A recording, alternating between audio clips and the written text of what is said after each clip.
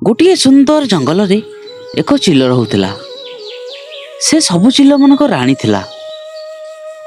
ରାଣୀ ଚିଲ ବହୁତ ବୁଦ୍ଧିମାନ ଥିଲା। ସେହି ଜଙ୍ଗଲରେ ଯାହାର ଯାହା ଅସୁବିଧା ହେଉଥିଲା ସେ ରାଣୀ ଚିଲ ପାଖକୁ ଆସୁଥିଲା ଆଉ ସାହାଯ୍ୟ ମାଗୁଥିଲା।